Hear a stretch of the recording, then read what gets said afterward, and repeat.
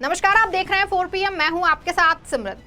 एक तरफ जहां केंद्र में बैठी मोदी सरकार बड़े बड़े दावे करती है, देश विदेश में यात्रा कर प्रधानमंत्री मोदी अपने कथित विकास की वीरगाथा लोगों को सुनाते हैं, लेकिन असल में जमीनी हकीकत जो है वो किसी से छिपी नहीं है। भाजपा राज में लगभग हर वर्ग दुखी चल रहा है। वहीं भाजपा सरकार से अलग कोई खुश है तो वो है अरबपतियों का वर्ग। इस सरकार में कितने शर्म की बात है कि अमीर अरबपति मजे से सरकारी व्यवस्था पर मौज मार रहे हैं, वहीं दूसरी तरफ गरीब, लाचार और किसान वर्ग अपने हक के लिए सड़कों पर बैठा हुआ है।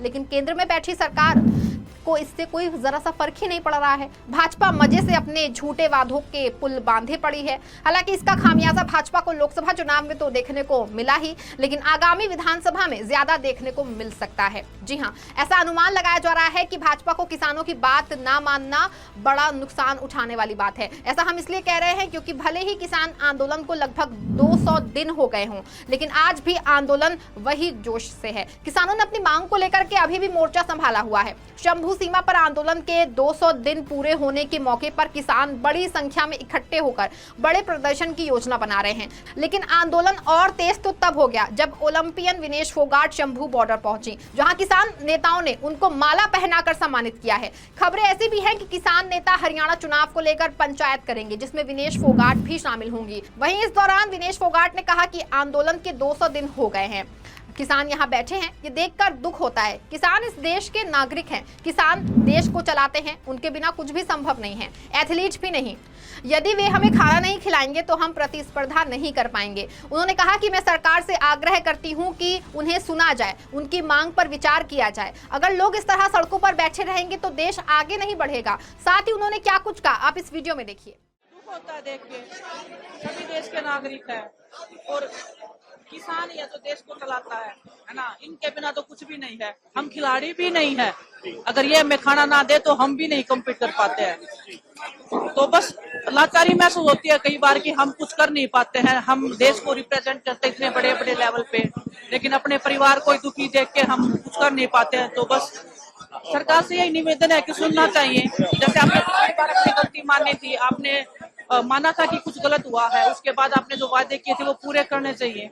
और ऐसे मतलब हमारा देश ऐसे उन्नति नहीं करेगा। अगर हमारे अपने लोग ऐसे सड़कों पे बैठे रहेंगे तो देश को भी नुकसान होता है इस चीज से। आपको लगता है कि 200 दिन जैसे पूरे हो गए, लगातार किसान मांग कर रहे हैं, अपनी मांगों की बात कर रहे हैं, लेकिन अभी तक इनकी मांगों को सुना भी नहीं गया, गौर भी नहीं किया। वही बहुत दुख की बात है, वही बहुत दुख की बात है कि 200 दिन हो गए हैं, अभी भी बैठे हैं। लेकिन हौसला देख के मुझे ऐसे लग रहा है कि हौसला जू का तू है ना। जब लंबा कोई आंदोलन चलता है तो लोगों में एक उम्मीद टूटने लग जाती है, क्योंकि हम ऐसी जगह से निकले। जब हम दिल्ली में बैठे थे तो हमारे भी हौसले ऐसे होते था कि पता नहीं कब मानेंगे, है ना। लेकिन हौसला देख के ऐसे लग रहा है कि आज पहला ही दिन है। हमारे परिवार को लड़ना आ गया है, शायद उनको पता लग गया है कि अगर उनको अपना हक चाहिए तो मेरे ख्याल से उनको सड़क पे आना पड़ेगा, उनको लड़ना पड़ेगा। और इन्हीं से देख के हमें भी मतलब बहुत हौसला मिला था कि हमें लड़ना सिखाया था, अपने हकों के लिए लड़ना सिखाया था, सच्चाई के लिए बोलना सिखाया था। तो बस मैं शुक्रगुजार हूँ परमात्मा की कि ऐसे परिवार में जन्म दिया, उन्होंने ऐसा मौका दिया मुझे कि इस परिवार को मैं जानूं, इस परिवार के दुख में सुख में हिस्सेदारी बनी रही मेरी। तो बस वही है कि विधानसभा चुनाव भी है हरियाणा में, सर मैं जो चल रहा है उसका असर सीधे तौर पर मुझे नहीं पता पॉलिटिक्स का, जुड़ा हुआ मुद्दा है। मुझे जो है वो काफी ज्यादा नाराज हो रहा है। मुझे पॉलिटिक्स का इतना नॉलेज नहीं है, सच्चाई बता रही हूँ। कभी इतना उसमें डीप में गई नहीं हूँ। आप खेलों की पूछोगे तो मैं बता सकती हूँ, लेकिन हर जगह पे किसान है ना। वो अगर नाराज है तो आपको वो खिलाड़ियों पे भी नुकसान होता है। अगर वो हमें खाना नहीं देंगे, मैं वही बोल रही हूँ, अगर वो हमें खाना नहीं देंगे तो हम कैसे कॉम्पीट करेंगे। लेकिन वो इतने निर्दयी नहीं है, ये खाना देते हैं पूरे देश को। इतना सब होने के बाद भी ये लोग खुले दिल से पूरे देश को आज भी अनाज दे रहे हैं।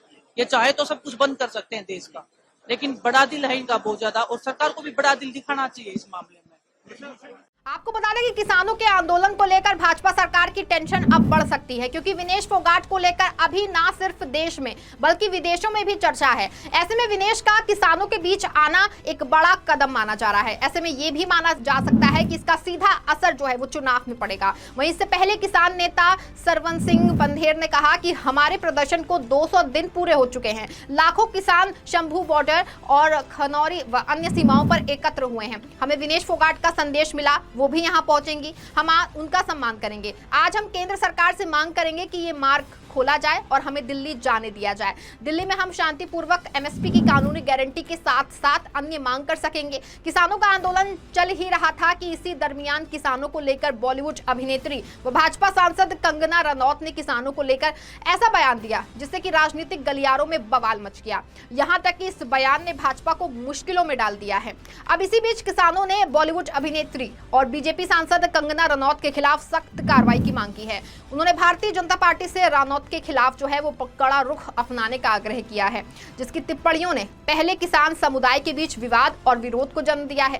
किसानों ने आगामी हरियाणा चुनावों के लिए अपनी रणनीति का खुलासा करने का भी संकेत दिया है।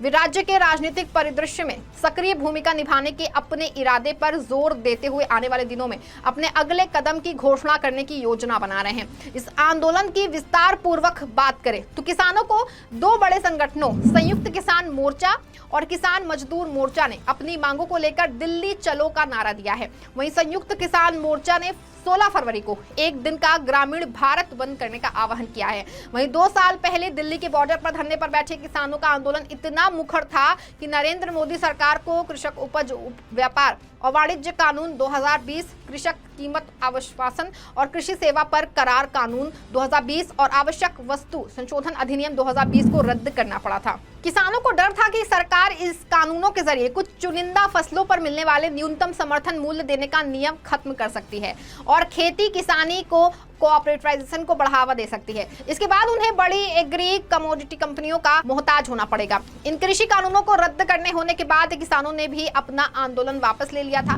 इस दौरान सरकार ने उन्हें न्यूनतम समर्थन मूल्य की गारंटी देने का वादा किया था। इसके साथ ही उनकी कुछ और मांगों को भी पूरा करने का वादा किया गया था। सरकार की ओर से किसानों से बातचीत के लिए कृषि और किसान कल्याण मंत्री अर्जुन मुंडा, वाणिज्य मंत्री पीयूष गोयल और गृह राज्य मंत्री नित्यानंद राय की कमेटी बनाई गई। इसके साथ ही केंद्रीय मंत्री ने किसान संगठनों से सभी पक्षों का भी ध्यान रखने का आग्रह करते हुए कहा कि किसान संगठनों को भी ये बात समझना बहुत जरूरी है कि जो कानून की बात की जा रही है उस कानून के बारे में इस तरह से कोई निर्णय नहीं लिया जा सकता है, जिसकी वजह से बाद के दिनों की स्थिति के बारे में लोग आलोचना करें। उन्होंने आग्रह किया था कि इसके बजाय ये कोशिश करनी चाहिए कि सभी पक्षों का ध्यान रखा जाए और उस पर चर्चा करें।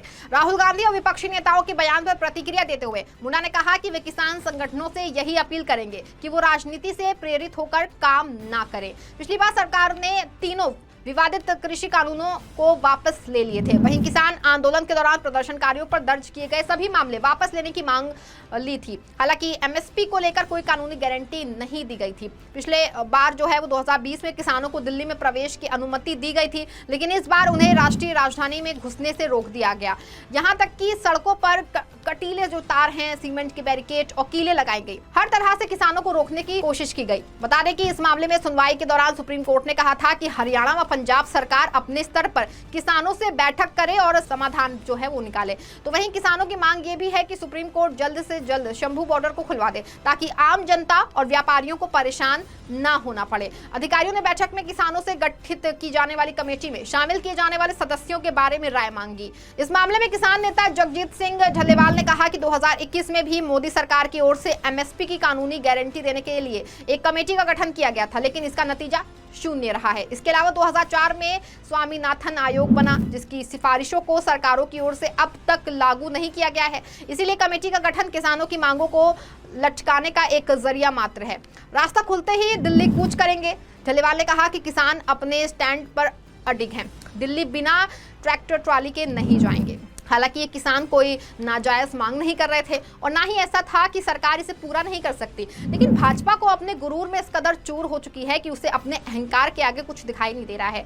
लेकिन भाजपा को इस बार के चुनाव में भारी खामियाजा भुगतना पड़ सकता है। ऐसा इसलिए क्योंकि एक तरफ भाजपा को विपक्ष का सामना करना पड़ रहा है, तो वहीं दूसरी तरफ अब किसानों की मांगों को लेकर भी टेंशन बढ़ती जा रही है। तो ये तय है कि भाजपा के लिए विधानसभा चुनाव से पहले भारी मुश्किलें खड़ी हो गई हैं। खैर, किसानों की मांगों को लेकर केंद्र में बैठी सरकार मानती है या फिर नहीं, ये तो आने वाले समय में पता चलेगा। और ना मानने से भाजपा को चुनाव में कितना नुकसान होगा, ये तो खैर आने वाले वक्त में पता ही चलने वाला है। फिलहाल के लिए खबर बस इतना है। इसी तमाम राजनीतिक खबरों के लिए बने रहें और जुड़े रहें 4 PM के साथ। धन्यवाद।